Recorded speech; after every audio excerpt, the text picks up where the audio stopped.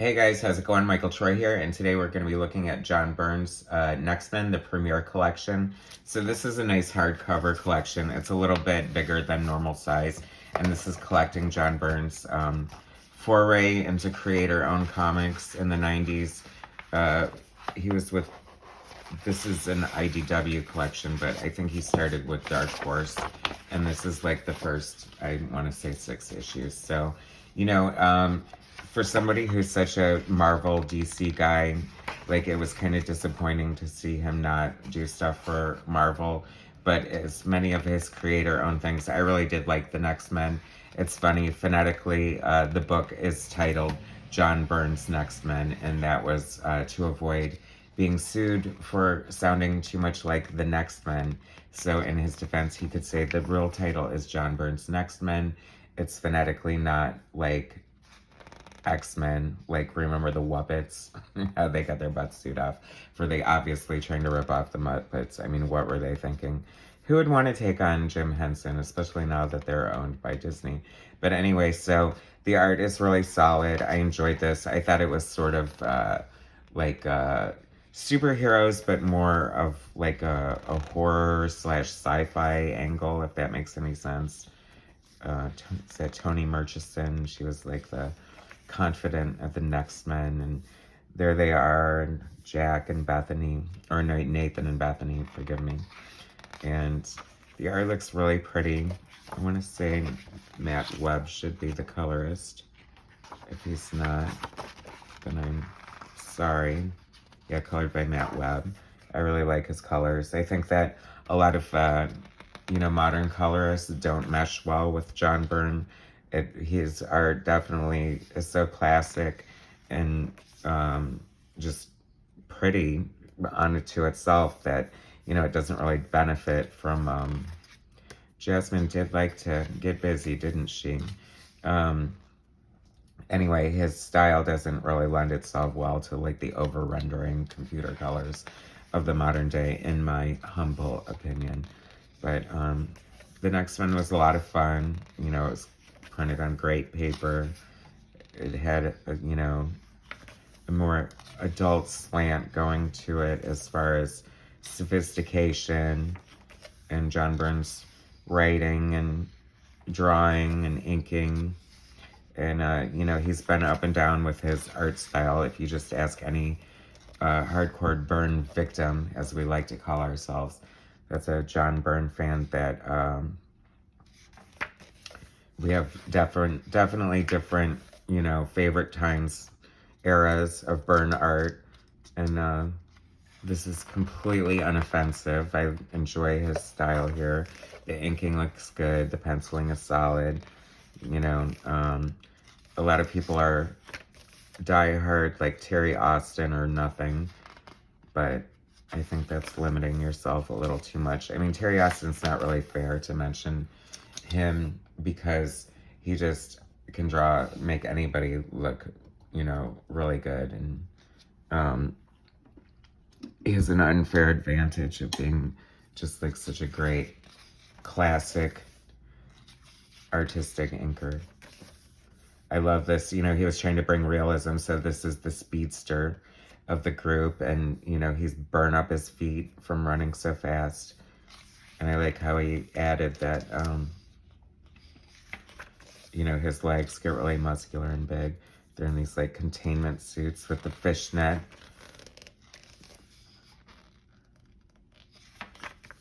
That looks like it. Burns does a lot of those bird's eye views. Damn him for being so adept at perspective. There's no angle he can't draw. And so Nathan's eyes are starting to go funny. I guess he's sort of like the Cyclops of the group. But it's funny because Next Men came about. I guess Byrne had burned every bridge. See, his legs are already getting bigger and muscular. So he has to wear these big jeans. I love little Byrne flourishes like that.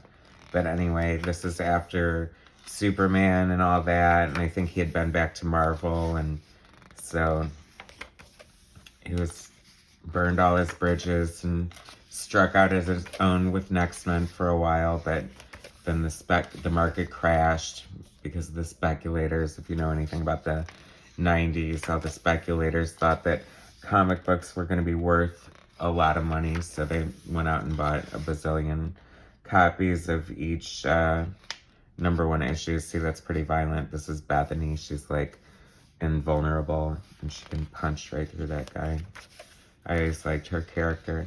I always liked all these characters. They thought it was fun. Some little retro superhero action. I guess you can take the boy out of the superhero comic book, but you can't take the superhero comic book out of the boy. Action Max. A lot of doctory labs and stuff going on. Very science fiction kind of angle. I've never read the conclusion of Next Men, so apparently it's a mixed bag. It's funny when you have such a straight story. These are like your exciting splash pages are the, it looks like a rental office. But I love John Byrne anyway for all the detail he brings to and just puts you right in the middle of a real set on a movie. He's like a great director or auteur like that. You know what I mean? So many artists, like, I guess I don't want to knock the image artists too bad, but, you know, they were more known for style and big pictures and splash pages and no backgrounds and that kind of thing. And Byrne always, I don't know, you just get the sense that he enjoys drawing because he draws everything. And you know what I mean? I guess that's sort of the privilege of having the talent to draw, you know what I mean? It's like, and also like the obligation. It's like you're a comic book artist. You're not just an artist, you're there to tell a story too, in conjunction with a writer, or if you're just writing it yourself. I love these moments in their little Eden, Jack or Jazz and whatever his name is.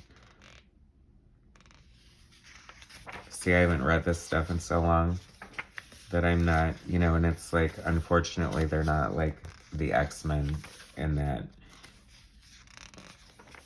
it's so ingrained in my brain. Because it was good at story, you know, I could definitely see this as sort of a Netflix series, get like 3 or 4 seasons out of it. Why not? You know, they're mining comic book material. I mean, this is pretty lush with detail and, you know, plot and story. I mean, they might have to get rid of some of the crazy elements that would jack up the, you know, the budget too high. Is that Satanus? I always thought he was such a cool villain.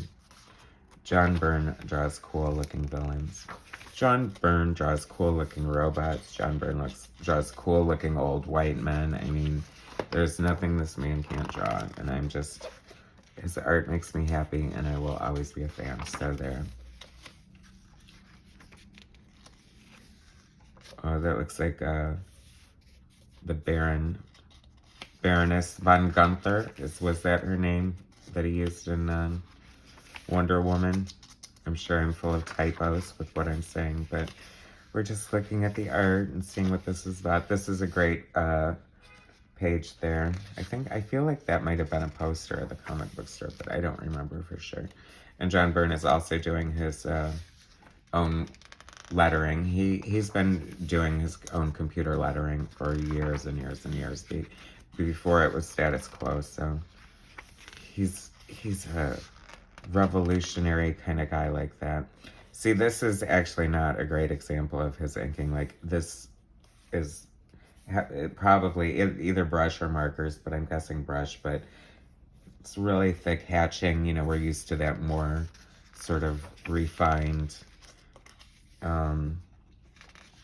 hatching from that seemed very prevalent and prominent during his tenure with Terry Austin on the X-Men, and a lot of his own inking, like on the Fantastic Four and stuff like that. So I think that I always think of Byrne. M4 was the backup series in the original series.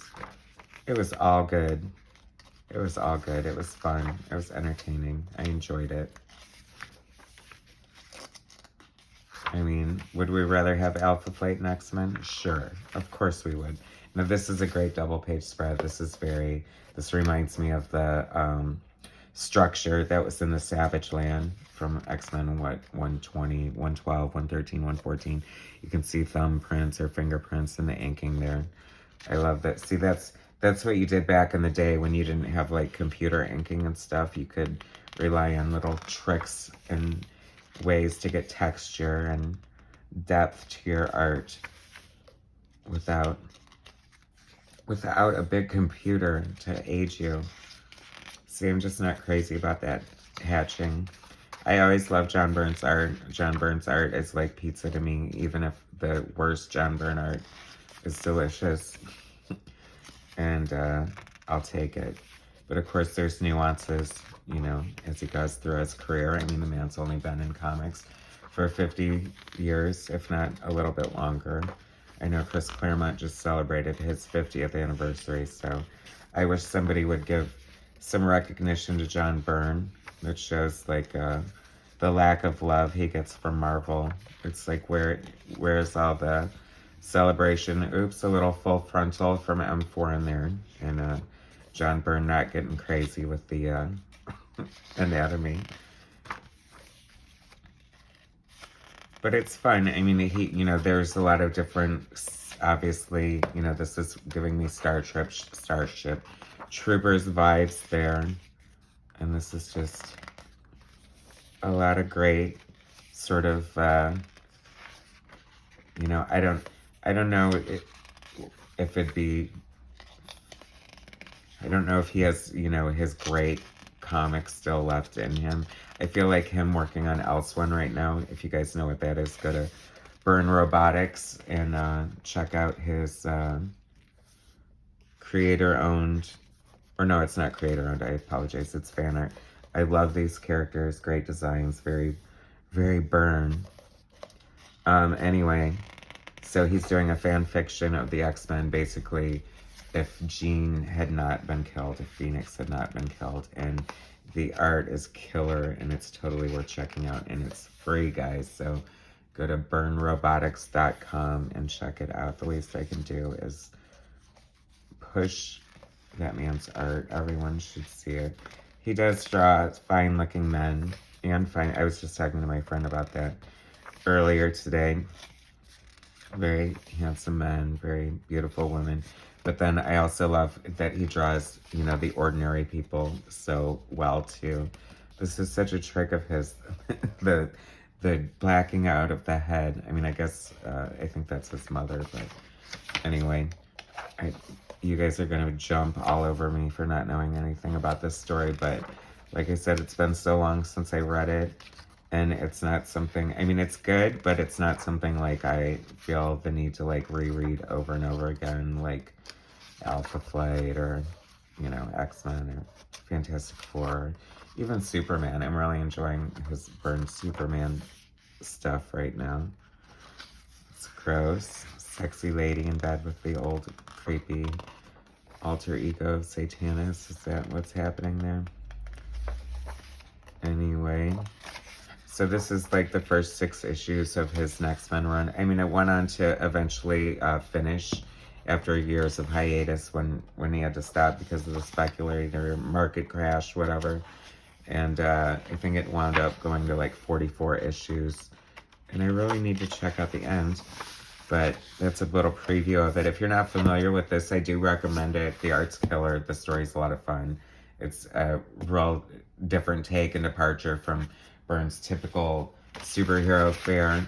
So I hope you enjoyed taking a look with me. Please subscribe to my channel, hit like, and all that good stuff. And I'll bring you some more stuff later. Alright, thanks guys. Take it easy.